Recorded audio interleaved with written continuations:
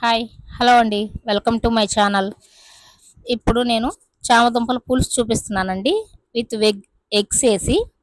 మీలో ఎంతమంది ఈ కర్రీ తెలుసో కామెంట్స్ చేసి చెప్పండి. ఓకే, తెలియని వాళ్ళు చూసి నేర్చుకోండి. చాలా సింపుల్ మెథడ్ అండి. ఓకే, చామదుంపల్ని మంచిగా వాష్ చేసేసుకొని యాజ్ టీజ్గా ముక్కలు ఏం కట్ చేయొద్దు. చిన్న సైజు ఉండింటే డైరెక్ట్గా వేసేసేయండి. ఏ పెద్ద సైజు ఉన్నా కానీ డైరెక్ట్గా యాడ్ చేయండి. కుక్కర్లో మాత్రం ముక్కలుగా కట్ చేయాల్సిన అవసరం లేదు. మనం చేయాల్సిందల్లా చక్కగా పట్టుకున్న మట్టిని వాష్ చేసుకొని కుక్కర్లో వేసేసి నీళ్ళు పోసి కొంచెం సాల్ట్, కొంచెం పసుపు. పసుపు అవసరమా అంటే అవసరం లేదు, మీ ఇష్టం. అది నేను కొద్దిగా యాడ్ చేశాను అంతే. జస్ట్ ఒక 4 విజిల్స్ వచ్చేదాకా ఉంచండి హై ఫ్లేమ్ మీద. అవి ఉడికిన తర్వాత మనం పక్కన తీసేసి వాటికి ఉన్న చెక్కు తీసేసి పక్కన పెట్టండి. చల్లారిన తర్వాత, వేడి చల్లారిన తర్వాత వాటికున్న చెక్కు తీసేసి పక్కన పెట్టేసుకోండి. సన్నగా ముక్కలుగా కట్ చేసి పెట్టుకోండి. తర్వాత మనకు కర్రీ చేసుకోవడానికి ఒక బౌల్ స్టవ్ మీద ఒక బౌల్ పెడదామండి. దాంట్లో మనకి కర్రీ సరిపోయేంత ఆయిల్ యాడ్ చేద్దాం. ఆయిల్ మాత్రం చాలా చూసి తక్కువగా వాడుకుందాం. ఎందుకంటే హెల్త్ ఇష్యూ కాదు ఇక్కడ ప్రాబ్లం, కాస్ట్ ప్రాబ్లం అయిపోతుంది. ఓకే, హెల్త్ ఆటోమేటిక్గా వచ్చేసింది అనుకోండి కాస్ట్ చూశాక.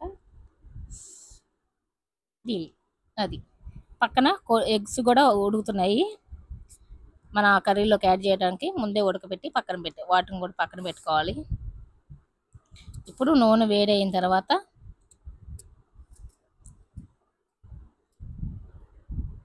దాంట్లో తాలింపు గింజలు యాడ్ చేస్తున్నానండి. పోపు దినుసులు,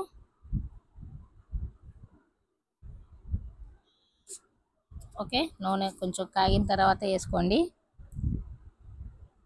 చక్కగా దాంట్లో అవి వేగిన తర్వాత నేను ఇప్పుడు చూపిస్తున్నాను ఆనియన్స్. డైరెక్ట్గా ఇట్లా ఆనియన్స్ని మనం పొట్టు తీసేసేసి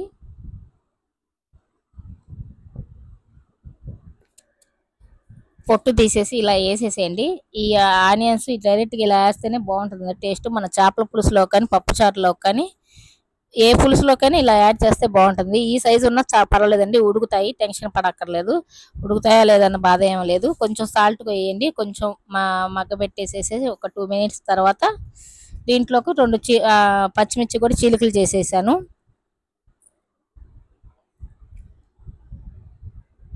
ఇలా చీలికలు చేసేయండి. పులుసులోకి స్పైసీ బాగుంటుంది అనమాట. దాంట్లోకి చూసారా కొంచెం మగ్గింది చూసారా ఆనియన్స్. అప్పుడు కొంచెం అల్లం వెల్లుల్లి పేస్ట్ కూడా వేసాను. కొంచెం అంటే 1 స్పూన్ అల్లం వెల్లుల్లి పేస్ట్ వేసాను. అది కూడా మంచి అరోమా వచ్చేదాకా ఫ్రై చేయండి. అల్లం వెల్లుల్లి పేస్ట్ పచ్చివాసన పోయేంత వరకు చక్కగా రోస్ట్ చేసుకున్నాక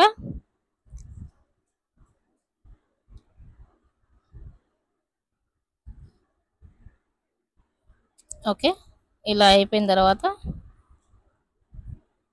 రోస్ట్ అయిపోయింది.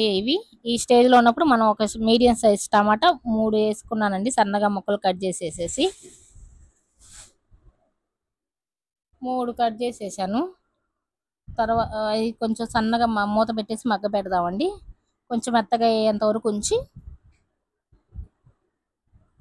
అవి మగ్గిపోయిన తర్వాత నేను చూపిస్తున్నాను చూడండి. ఈ స్టేజ్లో మెత్తగా మగ్గిపోయాయి. కొంచెం మెత్తగా ఇప్పుడు నేను చామదుంపలు ఫస్ట్ ఉడకబెట్టాను చూసారా కుక్కర్లో. వాటిని మనం చెక్కు తీసేసి సన్నగా ముక్కలుగా కట్ చేసి పెట్టుకోండి మీకు సైజుని బట్టి. ముక్క కొంచెం పెద్దగా ఉంటేనే పులుసు పట్టి చక్కగా బాగుంటుందండి చామదుంపలు. ఇవి చూపించకుండా అన్నీ చూపిస్తున్నానే. ఇది చామదుంపలు ఇవి ఇలా చక్కగా సన్నగా కట్ చేసి పెట్టుకోండి. ఇలా చిన్న చిన్న అయితే డైరెక్ట్గా యాడ్ చేయండి, బాగుంటుంది. ఇవి కొంచెం వీటిని ఈ ఫ్లేవర్ అంతా పట్టేదంచం వరకు కొంచెం మూత పెట్టి మగ్గ పెడదాము.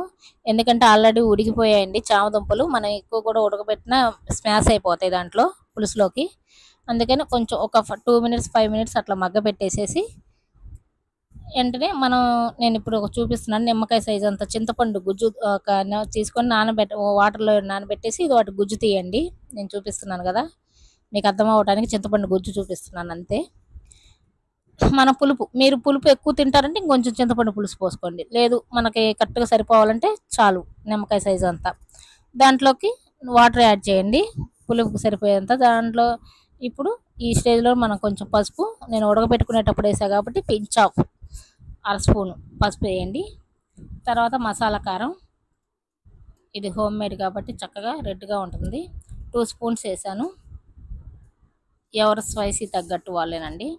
దీంట్లోకి రా సాల్ట్ వాడానండి. ఇది కల్లుప్పు అంటారు. పులుసులో కానీ పప్పుచారులో కానీ దేంట్లో కానీ కల్లుప్పు వాడితేనే బాగుంటుంది. హై ఫ్లేమ్ మీద ఒక 10 మినిట్స్ ఉంచుకోండి.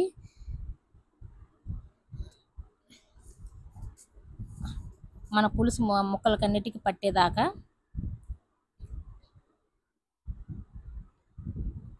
ఇంకొంచెం గ్రేవీగా రావాలండి.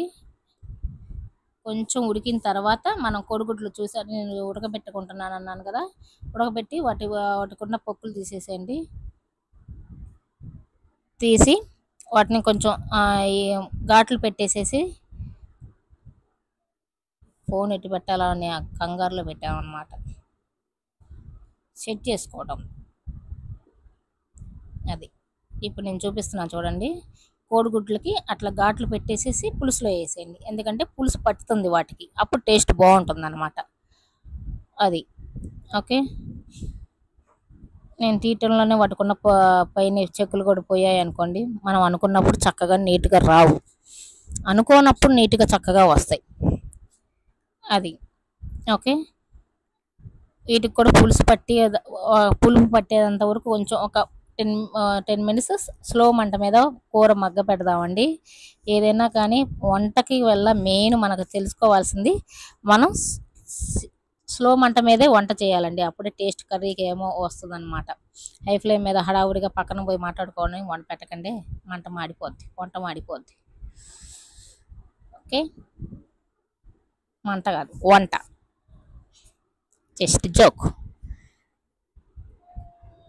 ఇప్పుడు ఈ స్టేజ్ మనకి కొత్తిమీర, పుదీనా, నా దగ్గర కొత్తిమీర కొంచెం ఉందండి. కొత్తిమీర, కరివేపాకు కొంచెం వాష్ చేసుకొని వేసుకున్నాను. ఓకే. మీకు ఈ పులుసు కావాలి, కొంచెం పులుసు ఎక్కువే కలుపుకుంటామంటే మాత్రం ఈ పులుసు ఉన్న స్టేజ్లో ఉన్నప్పుడే కట్టేయండి. లేదు కొంచెం చేపల పులుసు లాగా టేస్టీగా ఉండాలంటే కొంచెం మగ్గ పెడదాం. నాకు ఈ పులుసు చాలు, నేను కట్టేస్తున్నాను. ధనియాల పొడి వేసేసి స్టాప్ చేస్తాను స్టవ్ని. ఓకే, నేను ఒక 1.5 spoon home made garam masala వేసాను. మనం ఒకసారి కళ్ళు తిప్పేసేసుకొని టేస్ట్ మొత్తం చూసుకోండి. ఉప్పు కారం నాకు సరిపోయిందండి, నేను చూపించడం లేదు, అందుకని కరెక్ట్గా సరిపోయింది నాకు అన్నీ. కొంచెం నేను ఇప్పుడు చూపించేది టేస్ట్ రెట్టింపు అవడానికి అనమాట. కనపడలేదా? చక్కెర అండి అది, సారీ, స్పూన్. బెల్లం ముక్కుంటే ఒక చిన్న బెల్లం ముక్క యాడ్ చేయండి. లేదు మన దగ్గర బెల్లం లేదంటే 1 స్పూన్ చక్కెర యాడ్ చేయండి.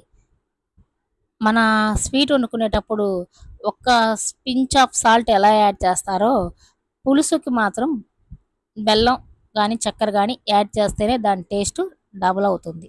అది నేను కూడా వీడియోలో చెప్తుందండి. ఓకే, ఈ స్టేజ్లో ఉన్నప్పుడు నేను స్టవ్ కట్టేశాను.